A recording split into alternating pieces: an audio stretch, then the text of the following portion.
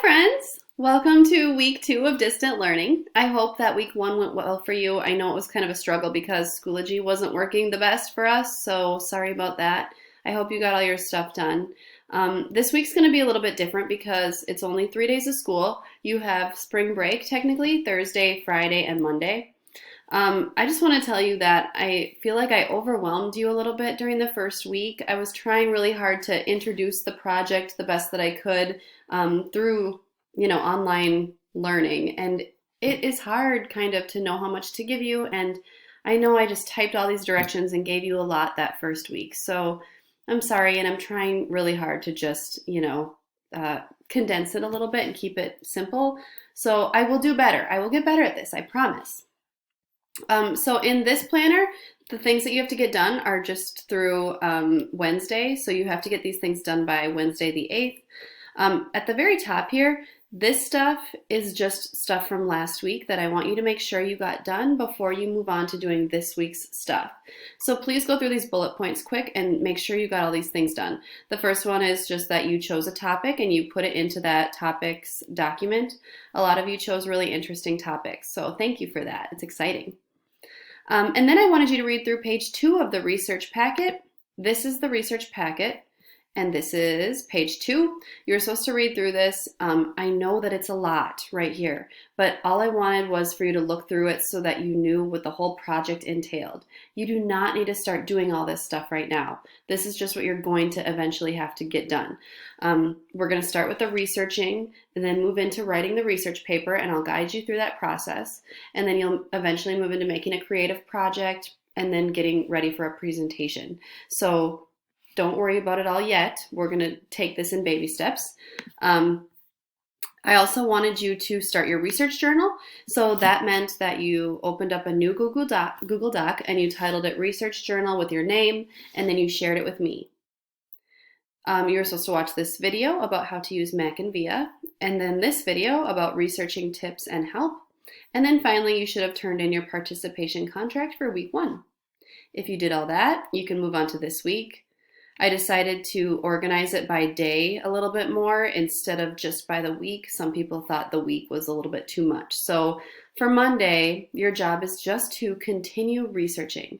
As I was looking through research journals, a lot of people don't have a whole lot done in their research journal yet. Please don't assume that the researching process is a quick one and done, grab some articles and be done and it's over. The researching process, in order to write a really thorough, good research paper and give a really good presentation, you're going to need to have a lot of information and a lot of research from really credible sources. So find good articles, make sure that they're credible, make sure that they're reliable, and read them and learn from them and find out as much as you can about your topic. Take notes, save your information, save your articles in your research journal. When you go into our research project folder and you go to Mac and VIA, if you aren't using Mac and VIA yet, you really, really need to be. Mac and VIA has databases that we know are reliable because our school pays for them and they only contain reliable information. You sign in to our school, pops right up, log in, and it should have you log in through Google. When you get here in groups in red over here, click that. And then you go to the 9th grade English group right here. And then there's all these different databases that are all reliable and have so much credible information.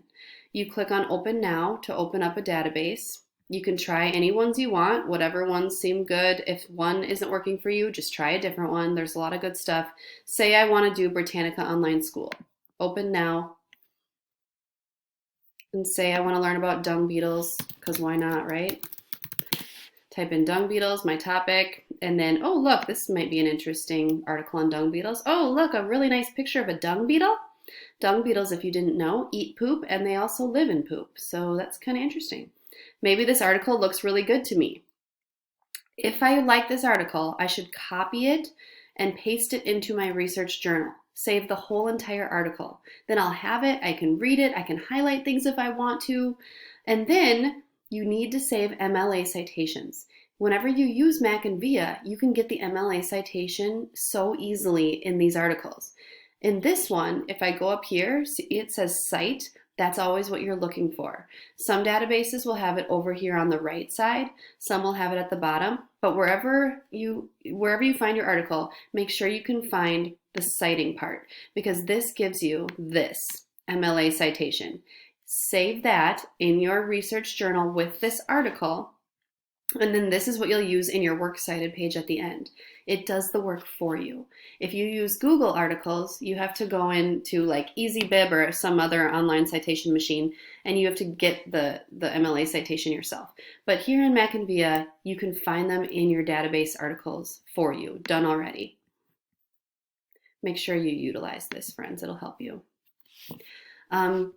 Again, I want to see, after Monday, I want to see that people are using their research journals and saving their links and having sources done. So I'm going to keep looking at those and giving you feedback. For Tuesday and Wednesday, you can get started a little bit with trying to come up with a hook for your paper and a thesis for your paper. So a hook, if you click on these hook ideas, these are some examples of hooks. The hook is the very first sentence in your paper. Its job is to grab the audience's attention and get us to want to read what you're going to be talking about. So some examples of hooks are a surprising fact or statistic, like 55% of dung beetles live in groups. I don't know. And maybe that came from the New York Times. If you're using a fact, you're going to want to cite where it came from. Rhetorical question. This one is usually the easy way out. I wouldn't recommend that you use a rhetorical question. Maybe an anecdote, maybe sensory details describing the scene, like the dung beetle crawls up through the desert mounds and finally finds a piece of dung to live in. That was kind of dumb, but you get what I'm saying. Introduce a problem. It could be some sort of a quote, so something to grab our attention right off the bat. And then you're going to want to look for thesis information, because the thesis is arguably the most important part of your paper and your project. The thesis tells the reader, here is what my whole entire paper is about. Read through this so you understand what a thesis is. There's an example down here too. In your research packet, on page 5, you can fill this out. You put your topic right here at the top. You organize your topic into main points. These will turn into body paragraphs of your paper at some point. So maybe your main point number 1 you think will be like, what is the dung beetle? Where do dung beetles live? Are there multiple types of dung beetles? Something like that. And then down here, you're going to write your working thesis. So you're going to start with a thesis. You're probably going to change and improve it. Maybe I'll start with something like, the dung beetle is the most unique and interesting bug that ever lived, and it is able to help the environment because it takes care of the earth. I made that up, but you know what I'm saying. That's what my whole thesis is going to be, because that's what my whole paper is going to be about, the dung beetle and what it does. You're going to submit your first draft of your hook and thesis to the hook and thesis discussion in Schoology. Everybody is going to submit 2 sentences, a hook and a thesis. If you have a partner, you should have one of you submit it, but put both of your names on it. And then I'll give you feedback based on what you had, and I'll be able to help you make them better. You can also look at other people's hooks and theses so you can see what they did, and maybe it'll help you a little bit with yours. This is just going to give you a starting point for your paper, okay? Then you'll do the participation contract for week 2. That's due by Wednesday, April 8th. So make sure you get these things done by Wednesday, April 8th. If you have any questions, please know that you can email me at any time. A lot of you have been emailing me, and I really appreciate it. It's also very nice to hear from you because I really miss you.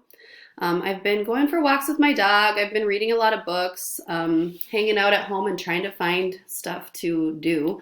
I actually just ordered the game of Life, and it came from Amazon today. So hopefully my husband is really excited to play Life with me this weekend. Anyway, I miss you guys, and I'll do whatever I can to help you. So please let me know what you need, and I'll talk to you soon. Have a good day.